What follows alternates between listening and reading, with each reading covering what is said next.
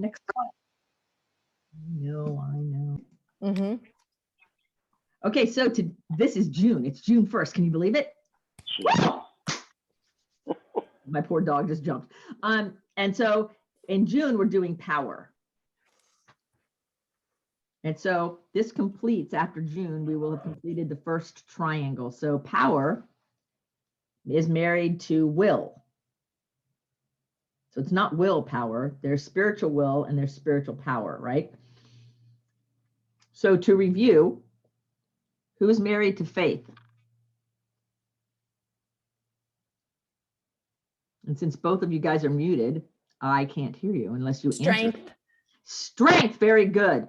Faith and strength go together. And then we have love and Wisdom. right, very good. And then we have will and power.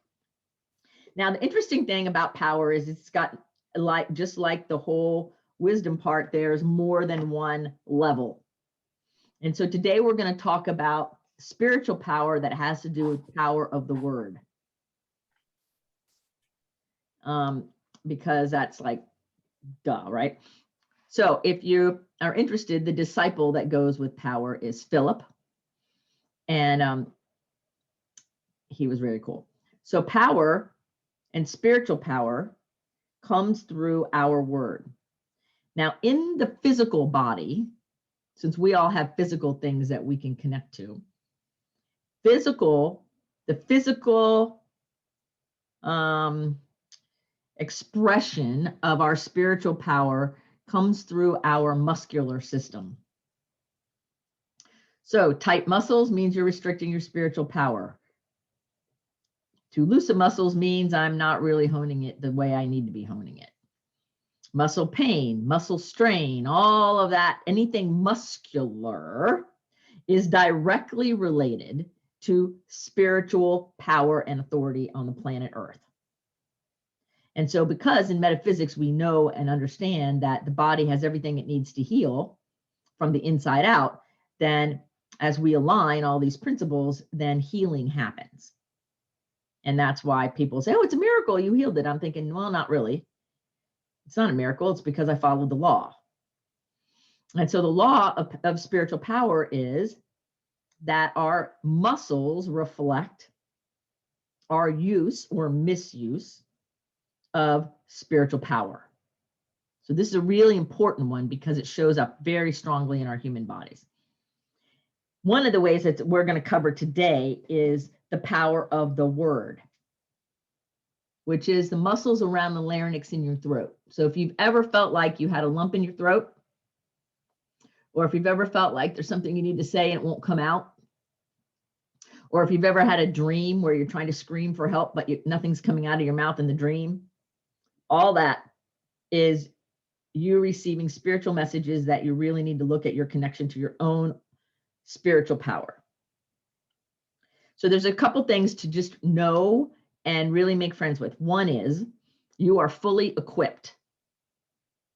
That any even grain of belief or idea or suggestion that there's anything you need outside of yourself is a distraction, because it's not true. That doesn't mean we don't seek outside things, but it means we need to realize that the outside things are really like a jumper cable to awaken what's already within us, because we're fully equipped. We were born fully equipped. We stay fully equipped. We will always be fully equipped. And so anytime we start saying, well, something outside of me is going to save me, or this thing over here is going to do that, that's a distraction away from our own authentic spiritual power. And our words are creative. And we think in words, we speak in words. So a word that creates can be in thought or in actual words coming out of our mouth. The more energy that we invest in the word, the quicker we see it. The less energy we invest in it, doesn't show up as fast. So I see it when people go, well, I really hope that this works out. And there's really no energy behind it. Well, I hope it works. versus I'm certain this is going to work. Has a different energy. The more energy, the faster it shows up. The less energy, the slower it shows up, but it will show up. So the way that, one of the things that I keep reminding myself, because us humans, we're not perfect at this and we all mess it up, is I always say to myself, every thought I think is a prayer, and every single prayer is answered. So that, therefore, I want all people, including myself, to have a safe trip through my consciousness. So if every thought's a prayer and every prayer is answered, and I'm focused on what's wrong, I'm going to get more of that by definition, because the word is creative. And if I'm focusing on what's wrong, whatever that would look like, then that is what I will create more of, because that is the higher spiritual law of the universe, which is why when people focus on the problem all the time, they get more problem, because they're breaking the spiritual law, acting as if they're solving something when they're not. They're breaking the law. And we all do it. I do it too. Like, I have to keep reminding myself of all of these things as well, right? Because it's easy to get caught up in, well, la, la, la, la, la, and that's just the way it is. Well, the spiritual law doesn't care about all that stuff. Doesn't have emotion, is not a respecter of persons. You follow the rules, you get the benefit. You don't follow the rules, you pay the price, period. And so our job, our responsibility is to realize that we have the spiritual power to create and dictate the road we walk. We can make it hard. We can make it easy. We can make it challenging. We can add drama. We can put soap commercials in there, whatever we want to do. It's up to us. So, as we said when I was in seminary a lot, if you don't like your life, change your mind. And it's not change your mind to start accepting what you don't like. It's change what you're thinking about. And so sometimes by habit, we're thinking about what's wrong or what the problem is in an effort to try to solve it. But if I'm thinking about what's wrong in an effort to try to solve it, I will never fully get there. Because if you look at all the people who have solved major issues in the world, it's because they used their inner connection to imagine first and then begin to see the solution. Nobody solved a problem by talking about the problem, ever. They solved the challenges by seeking whatever the rectification or solution would be, the higher expression. So the number one strategy is curiosity and awareness, right? To always be curious. Because the more you're curious from the inside out, the more you're curious, the more you keep the possibilities open for the way you use your words for your benefit. Because you have felt it before, either when you've done it or when somebody else has been around you and they're only talking about all the heavy stuff. And pretty soon you're having a hard time breathing because you're holding your breath because of the heavy stuff, or you're just like, whoa, completely spent. You're done with that person and you're like, I need a nap. Because they just sucked up, they just plugged into you and just sucked your energy out with all that low vibration.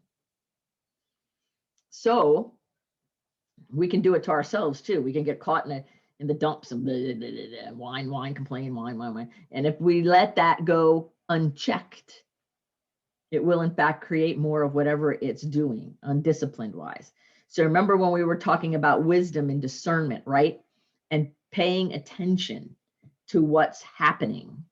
It's because that's where our power lies. Our power lies in the words we speak and the words we think. It's more than just what we speak, because we think in words too. So we want to really pay attention. what is going on. And so think about it for a second. If there have been times where your brain has been caught in a fear loop, right? Or a pain loop, what happens to the muscles in your body? They get stiff, they hurt, right? They don't feel good. Your body feels cookie, right? They're not feeling pliable and friendly and beautiful. And it started with the thinking that created it in the body. So we want to go the other way and say, okay, well, let's focus on where we're headed or what's positive or what the higher spiritual truth is. And all we have to do is take a step up. We don't have to like get all woo-woo or go way out there. We have to just begin to say, okay, what's the higher truth? What's the higher truth? What's the higher truth? And stay there, no matter what. No matter what, no matter what somebody else says. I can tell you how many thousands of times I have heard, yeah, but that's denial. Yeah, but this, yeah, but that.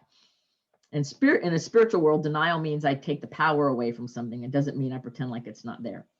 The secular definition of denial is I pretend like something's not there. Spiritual definition of denial is I take the power away from the thing that is there. Two separate things. Totally separate things. So it's okay totally for me to go, yep, there's this pain in my back. Yep, and I'm taking the power away from you by focusing on the higher truth, whatever that would be, depending on whatever it is. So we speak to the vision and the solution. We don't speak about the problem. So when we get caught up in the story of what's wrong, then we create more of that. So my kind of theory is you speak it once because you got to be heard, like this really hurts. And then you let it go. Then you're done. It's when you perseverate on the story over and over and over and over and over and over and over and over and over and give it a bunch of energy. That is where the problem lies. But it's totally human to say, wow, man, this really hurts. There's a problem. And then I see you. It's kind of like shining a flashlight beam on a cockroach in the middle of the night. They run. So you shed the light of truth on the situation, and then you immediately speak to the higher spiritual truth of it.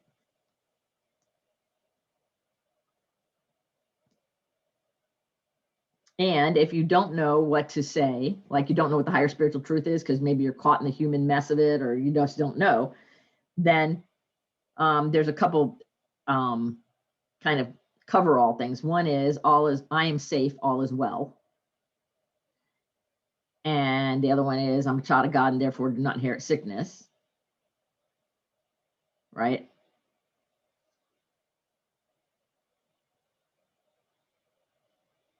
And sometimes it's easy as I am loved, because sometimes that static, I call it, shows up because there's a part of us that just wants to be heard and loved. And so we have to remind ourselves that we are loved, not only by ourselves, but by the greater universe. And to give ourselves a little TLC and a little nurturing, instead of being mad at ourselves because we want a little bit of love and care. Because we're here for two things, right? Creation. We're here to create, and we pay attention to survival, which is love.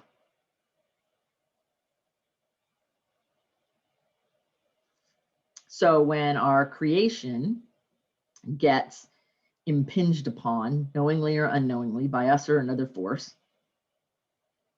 then it's important that we focus on navigating our way out of whatever that impingement is, whether it's changing our own thoughts, changing our situation, doing something to give us a little bit more choice and a little bit more freedom. And typically that gets impinged upon when there's a part of us that isn't sure about this whole survival gig. Like, is it safe? Not just is it safe because I'm in a bad neighborhood. Is it safe to be a human on planet Earth at this moment? Like that existentially, right? It can be that big, or it can be something like immediately, is it safe because there's a snake in front of me? There's all these different levels.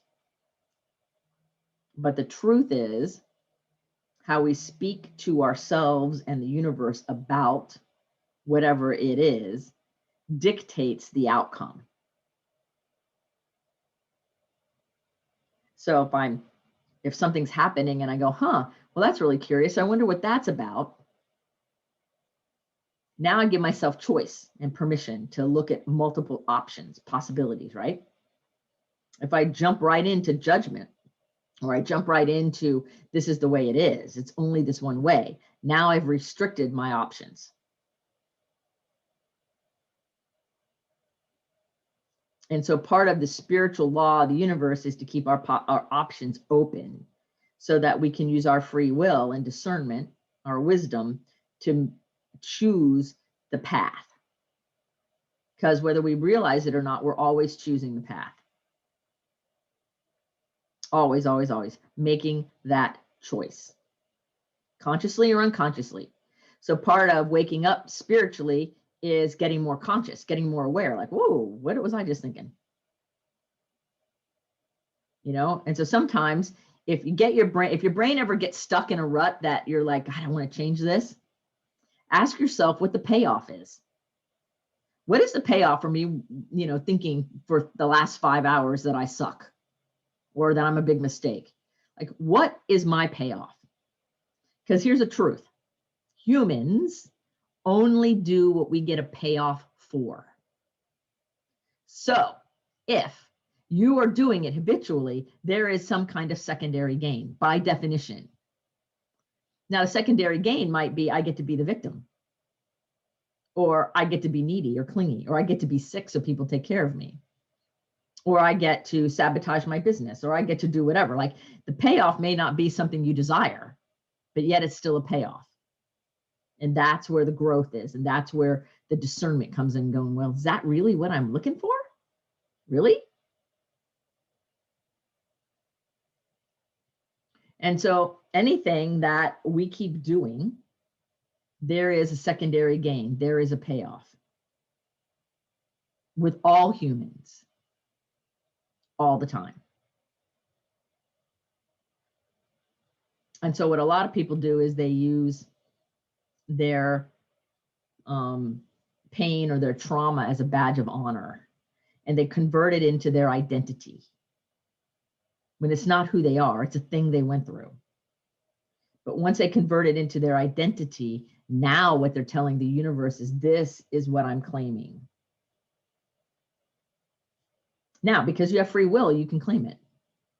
So your better question for yourself is this really where I want to be?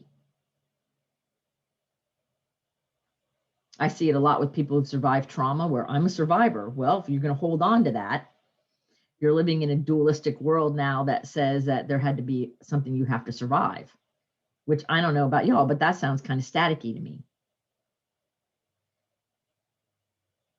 Now we go through that phase from victim to survivor, right, to interdependence, but you get to decide what you wear as that badge of honor.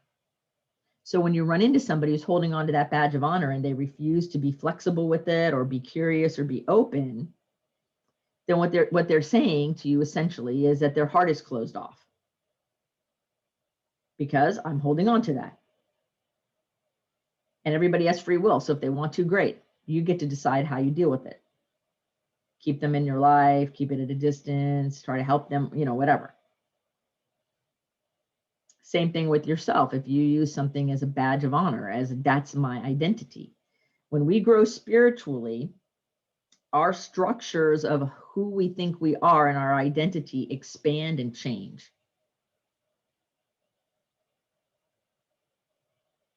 So the posts, the hallmarks, the paradigm, the place that we have ourselves as we expand either needs to expand or maybe break, so to accommodate the new. And since the world is always expanding in energy and energy diversity and complexity, we need to understand that there are some old paradigms that we need to break. Because pretty soon they get so constricting, we create depression and digestion problems and hyper blood pressure and all kinds of stuff because we don't fit anymore.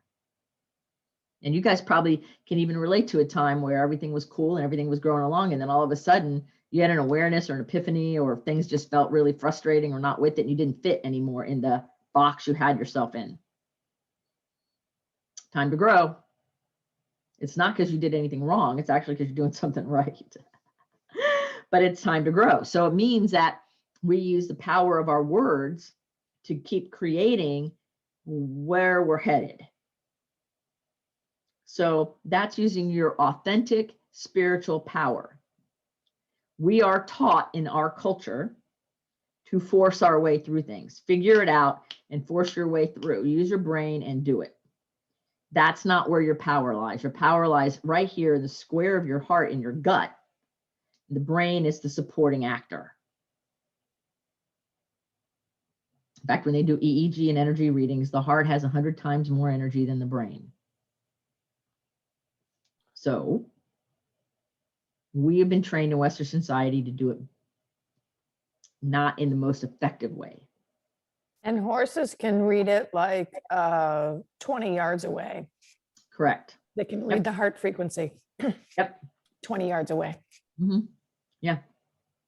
So, and we can read it. I mean, haven't y'all ever done that where you walked into a room and you knew right where everybody was? It happened to me yesterday. Yeah. Like, I know this, right? I can feel it like there's no tomorrow. And so don't discount that. Then your choice is, how long do I want to engage? And then you put up your emotional boundaries if you need to, so it doesn't suck you dry, right? But it matters that you're paying attention to it, because that's your spiritual power. It's how you speak to it.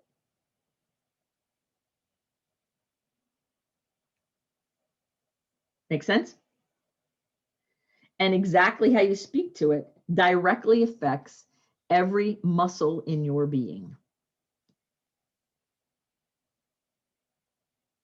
Because that's where our power lives. It lives in our muscles. So, got a tight muscle here or there, there is something getting stuck in there.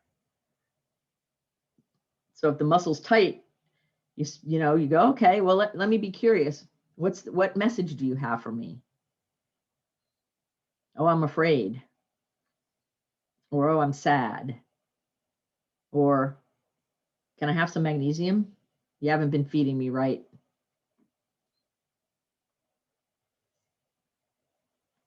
Or, I'm not hydrated. I need water. Help me, help me. The muscle will always tell you. Ask it.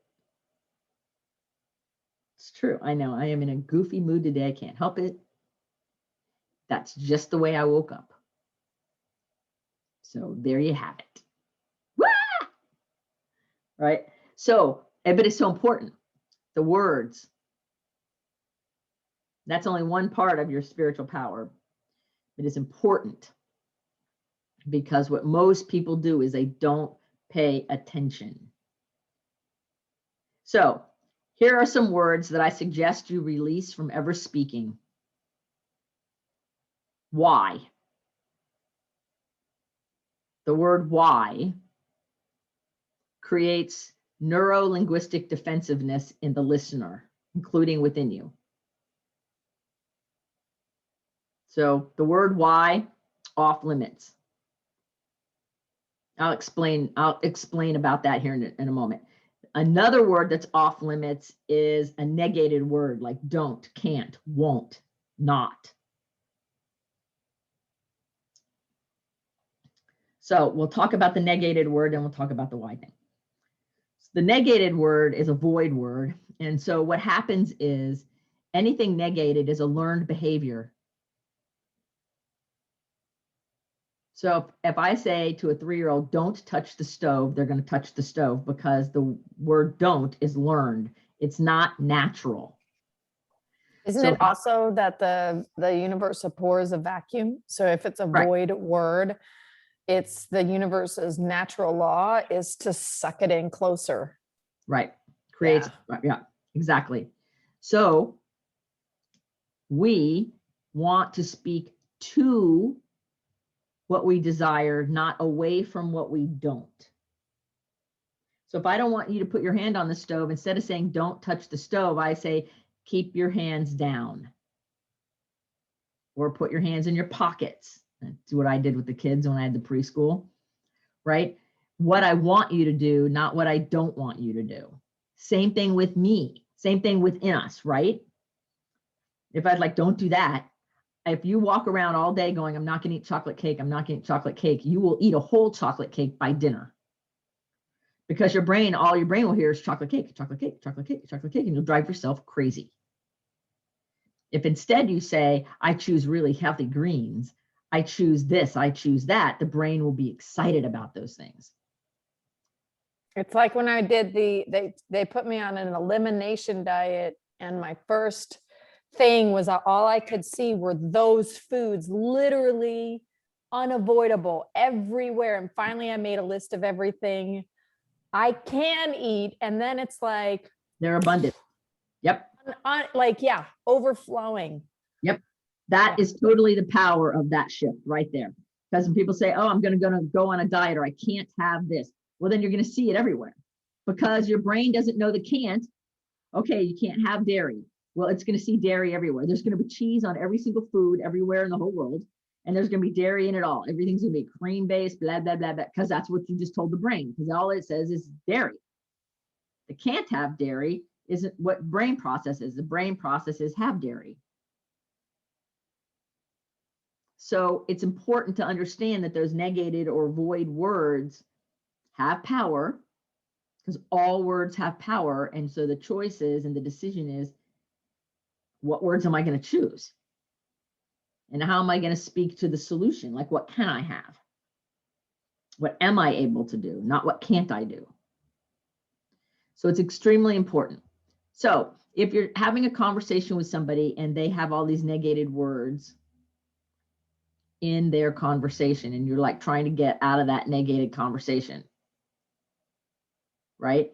You can ask discerning questions. That's that wisdom we did last month, right? You can ask discerning questions to require the what do they want answer. So we're going to go to dinner, and I say, where would you like to go to dinner? And because you didn't hear this, what I'm just teaching, you say, I don't want Italian. Did you answer my question? No, you didn't. And so then me, because that doesn't work for me, I would say, well, that's interesting. What would you like? I don't know. What do you want? Well, that's not the question, right? I have a friend of mine who will never answer that question, and she complains about all her friends that never answer the questions. And I'm like, well, you never answer it either. So when you get caught in those kinds of jams, here's how you handle it so that you don't go down that track with that person, because you don't want to go with them there.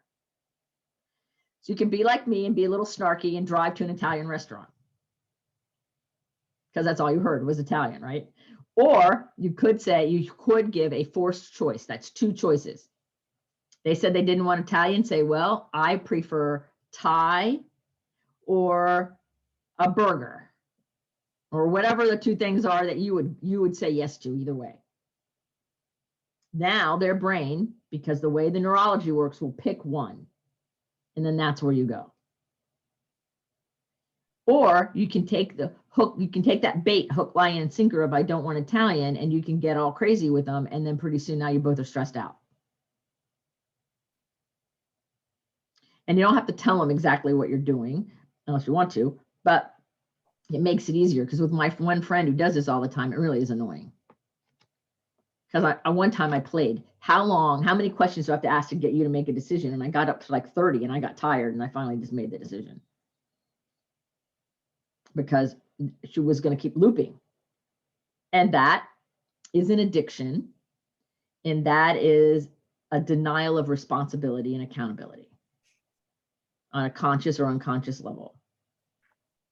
So realize a lot of people, including us, we do this unconsciously until it becomes in our awareness, right? So we want to make sure that we don't do the dance with the negated words. And so we do it within ourselves too. Another void language that you want to avoid are the generalities. It's never that way. It's always this way. You know, I'll never get there. Those big, all men do this, all women do this, those big global sweeping comments. And the best way to handle a global sweeping comments is specifically, here's the question you ask, specifically, what do you mean? Well, you know, every guy I've ever known does blah, blah, blah, blah, blah. And I go, well, specifically, what do you mean? Every guy? Every man, everybody. I had this male assistant one time at a substance abuse treatment center I ran, and I asked him to do some things. He didn't do any of them, but he told me they were done. So when I found out they weren't done and he told me they were done, I confronted him. I said, so why wasn't this done? How come? Like, let me look, show me what the reasoning is. And his response was that all women, what men do, all men just tell women what they want to hear and then try to figure out how to get it done before they catch them. I said, all men? Every single one on the whole planet, right? And of course, I raced boats with all men. So of course, I went and started surveying all the guys I knew. And they all looked at me like, what? No, that's not good. But that was his belief. And until he got honest about it, there was always going to be that dissonance, right? So when we say specifically, what do we mean? And we realize that this all or never, all or none language doesn't serve us. Okay, makes sense? Am I making sense so far? Okay, so the other big word we want to not do is why. The word why, W-H-Y-Y. Because it creates neuro-linguistic defensiveness in the listener. Why don't we want to use the word why, Diane? Well, then pretty soon I'm defending myself, even if there's nothing to defend. So if you're trying to build rapport with somebody, or you're trying to be in a positive relationship with somebody, or you want it to be productive or move forward or harmonious, and you start throwing in why questions, you are going to create on a neurological level defensiveness. Because that person is going to have to defend their choice and their decision and their words, even if there's nothing to defend. Because then what are they going to come back with? Well, because blah, blah, blah. That's a defensive comment. Better questions or better ways to handle it are, tell me more about, or help me understand. Because all people want to help.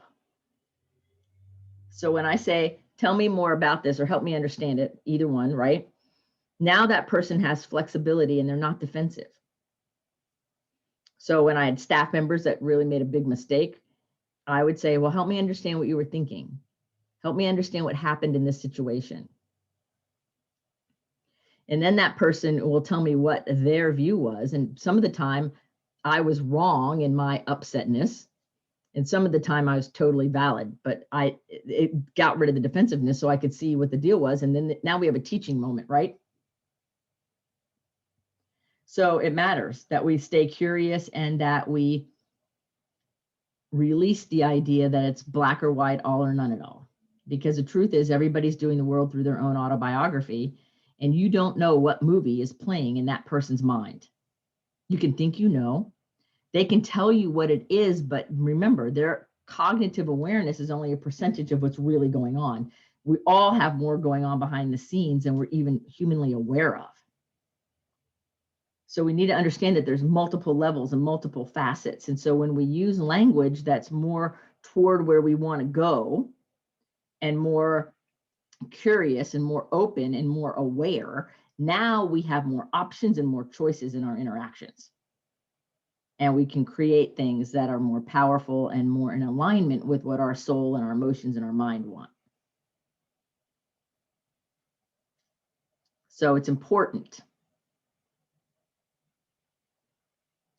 If you want to understand more from somebody, instead of saying why, I always say something like, tell me more. And sometimes if somebody's on a roll and they kind of take a breath and I know there's more, I go, and, which is an invitation to share more. Another word you want to get rid of is the word but, B-U-T, but. In fact, whenever I see that in somebody's written text, I go nuts, actually. Because but is a stop word. So now whatever happens after that gets ignored.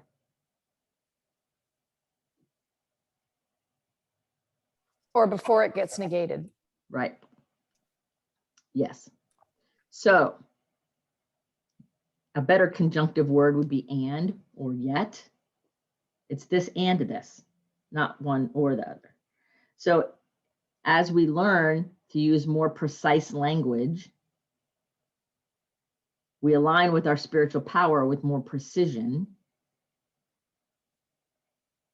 Now we're using our free will and our dominion, our spiritual power, in a way that is of beneficial presence and is of service in the world, versus making everything more difficult. So if you have a day where things feel difficult, Mercury's in retrograde now, so it could feel difficult because of that.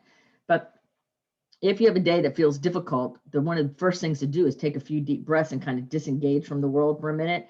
Take a few deep breaths and check the thinking, check the words that are going on in your head, because most likely you could tweak it a little bit or change the words in your head a little bit and smooth out that difficulty simply by using different words.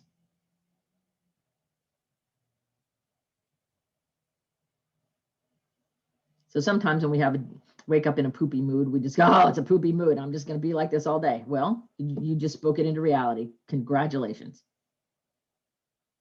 Or you could say, huh, well, this is pretty interesting. Huh. All right, well, what am I going to do to create what's beneficial today? What would you have me do today? Spiritual law of the universe, right? See the difference? And most of the time, the feedback loop is our physical self, right? Most of the time, what is running us amok is unconscious until we notice it in physical form. And then we make the change spiritually. We can also make the change spiritually and then see it go in physical form. But sometimes if we wake up in a poopy mood, then it's like, okay, something was going on other than consciously to create the poopy mood. So what is it? That's when we get curious. Like, oh, I woke up thinking about how I didn't want to do today, or it's Monday, or it's whatever, blah, blah, blah, whatever belief system is that's kind of running underneath the radar until it pops up and gets us. Oh, so what do I believe about Monday? Or what do I believe about this day? Or what do I believe about? And then your next question is, how is it serving me? And the moment you can say, it doesn't really serve me to think Monday's the worst day of the week. So what would I like to believe instead? And what do I believe about Mondays? What have you all heard me say about Mondays? It's a new start every week. Yeah, it's my favorite day of the week. Monday is my favorite day of the week. Yep. Right? And so because I was living in the trance of, oh, Monday, right? And I wouldn't sleep good on Sunday night, and Sunday afternoons were terrible because I was already getting worried about Monday and blah, blah, blah, blah, blah, blah, blah, like everybody else in the culture. And I'm like, I don't want to live like this anymore. So I consciously started saying Monday is my favorite day of the week. And then it was short order when Monday is my favorite day of the week. Because, and like today, since yesterday was a holiday, right? Today I'm walking around going, it's Tuesday, feels like Monday. It's my favorite day of the week. Instead of, oh my God, it's a short week. How am I going to get it all done? And blah, blah, blah, blah, blah, whatever. And yesterday my brain started obsessing on what was going to happen. So I wrote a list and then I turned it over. It's on the list. I took the book, closed the book, done. Put the list down. We'll deal with it tomorrow morning, meaning today. Instead of letting the mind and the words chatter obstacles and issues and problems, because it doesn't serve anything. So when we consciously shift how we speak to something or about something, we create it. So we need to be aware of what it is. Want to have more issues? Talk about the issues. Go ahead, keep going, because you're adding to it. So you speak one sentence or one time about whatever the issue is, and then the rest of the time is toward where you want to head. Because here's what will happen. The universe will give you all the feedback you need to know if you're headed in the right direction or not. So you can trust that the physical world will give you feedback on whatever action you're taking. And then you can look at the feedback and say, this is what I desire, more of it, please. Or, didn't quite hit the mark, so let me tweak it a little bit. Let me shift it a little bit so that it hits the mark. Or it was working really well there for, the last 10 years, but now it feels a little different today. Okay, well, what needs to happen? See the curiosity, not why isn't it working anymore, but what needs to happen to make it more in alignment today than it was yesterday? I'm getting goosebumps now. Versus getting all mad and angry because it's not what it used to be. So all the people who say they want to go back to how it was are in trouble, because the universe is always expanding and unfolding. There is no going back. That's an ego construct that doesn't even work.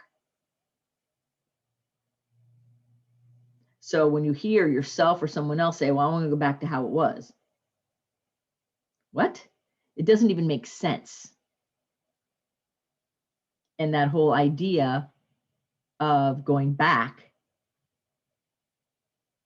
sets that person up for anger, resentment, unbelievable complicated grief, and all kinds of physical ailments and mental ailments. Mental illness is stuck in there. Physical stuff is stuck in there because people are trying to go back. And there is no going back. So a healthy person gets really curious about how they're going to move forward, and they use their language and their spiritual power to create that on purpose. So the more you dial into the flow of power, the more on purpose you can create whatever it is, whether it's physical healing, mental healing, emotional healing, whether it has nothing to do with healing at all and it's some cool thing you want to create.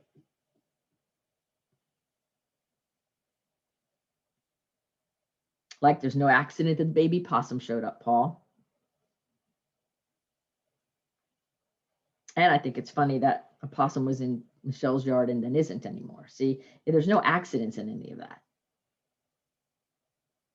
So when we realize that the universe is always conspiring to assist us, and we expand how we see that assistance, and we say yes to the assistance, we get more assistance.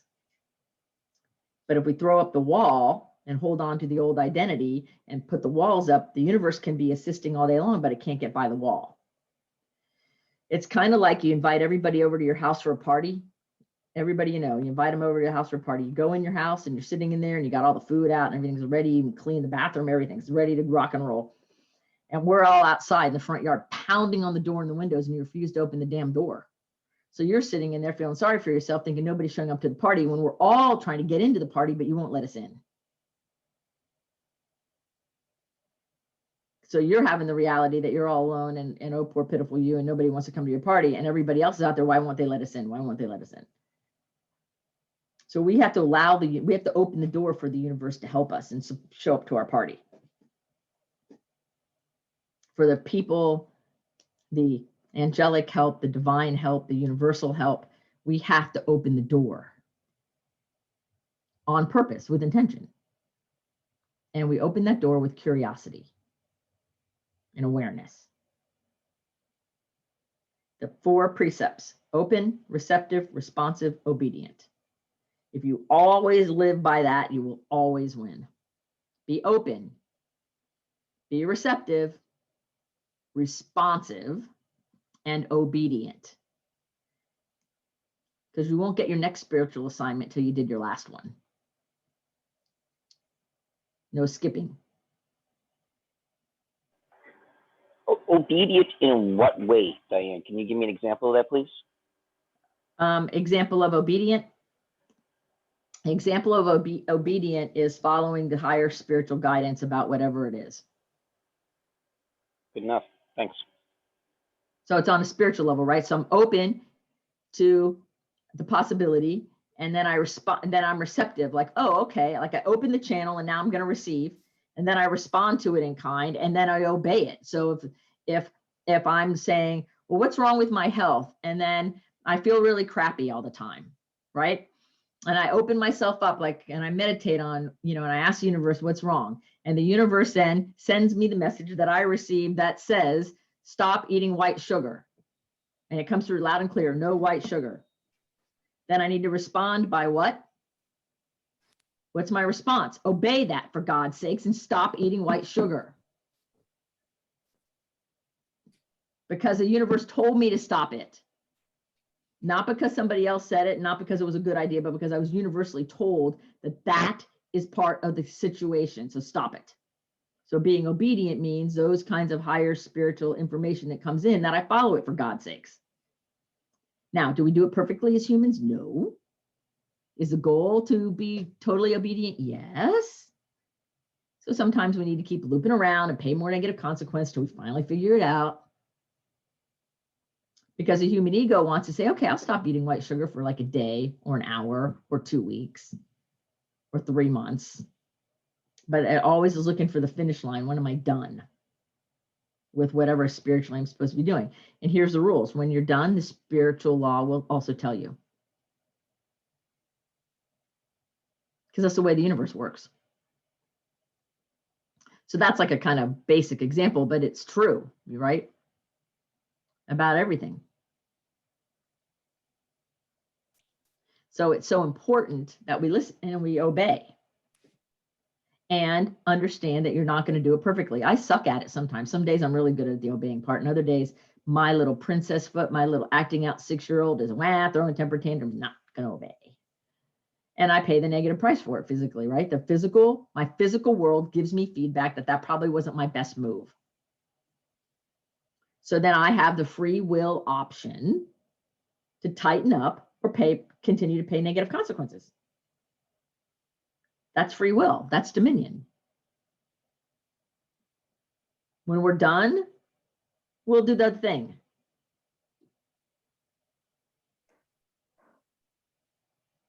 And it's okay. We get to choose.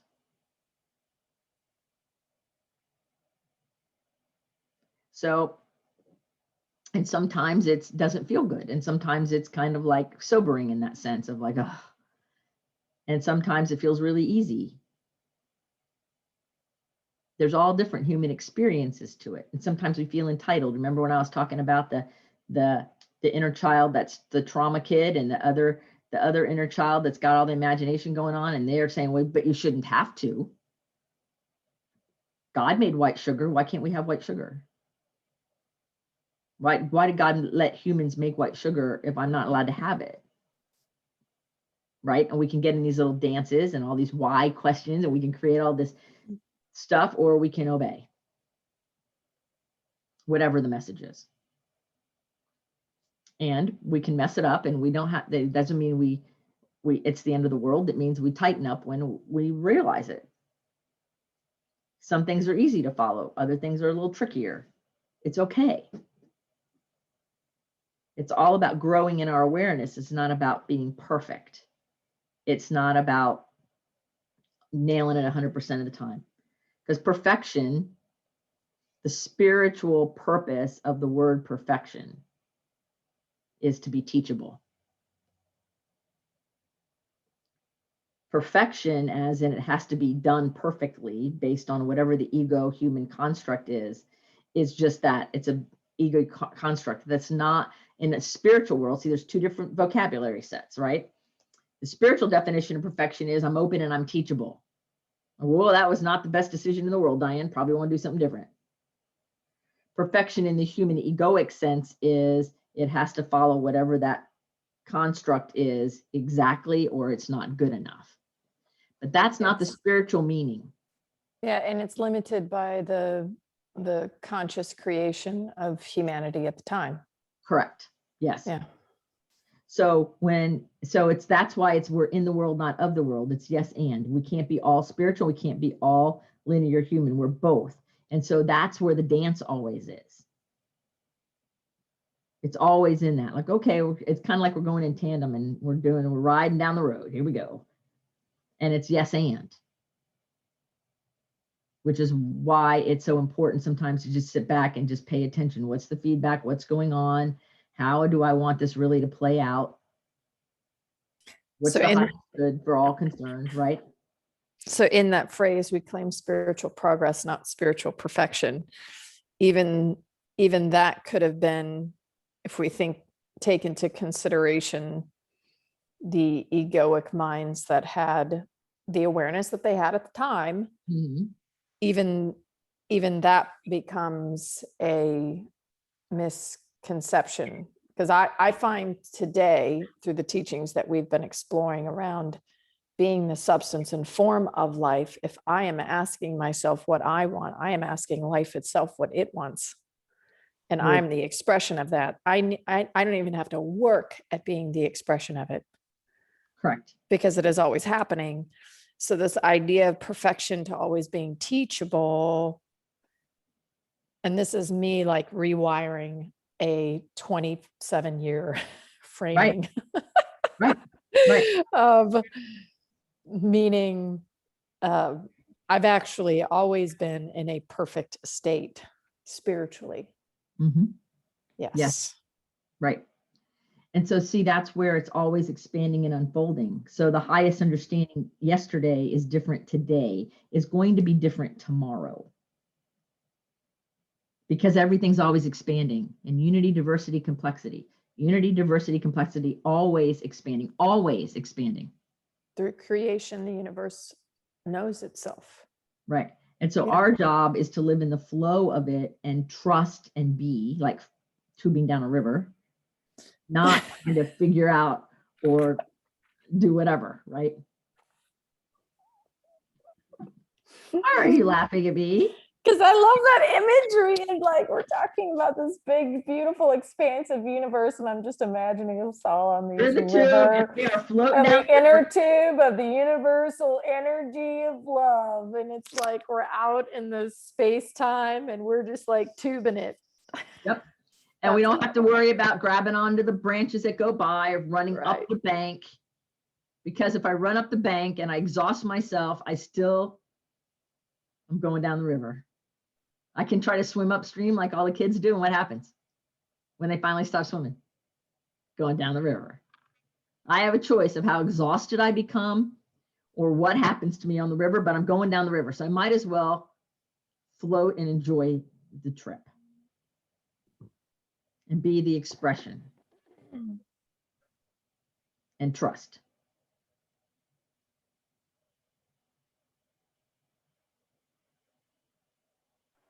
Sometimes I think that's kind of hard because I think as we take that trip down that water, that it drifts and it makes us question and whether we're supposed to be grabbing out for things, and it gets mucky sometimes. Well, if you're floated tubing and the tube turns and you're looking at that and somebody else is looking over there and there's all these things, we can be seduced by all of that, or we can dial into the beauty of floating down the river. And so it's a yes and. Yes, we see all the beauty. Yes, we're distracted. Yes, we're in the flow. Yes, we wonder what's going to bite our butt. Yes, sometimes the water's cold. Can you tell? All of those things. The answer is yes to all of it. And so the beauty of human experiences is that we are at that juncture of spirit and human form. And we're the only animal that has language, that understands space-time continuum, and that has that ability.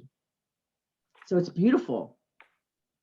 And if we get too rigid, right, and grounded into rigid, into linear, we hurt ourselves. And conversely, if we go way out into la la land and try to pretend like the human world doesn't matter, which some people do, that world denying stuff, like A Course in Miracles is world denying, stuff like that, then now we'll go too far the other way.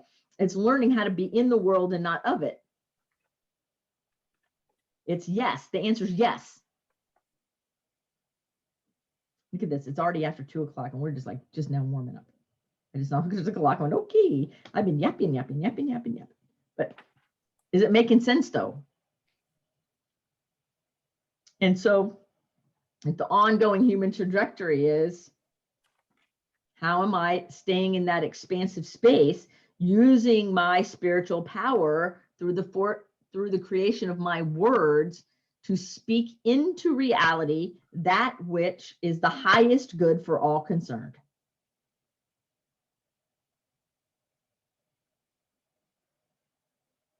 And it takes a ton of work. And some days we're great at it, some days we're not. And it's okay.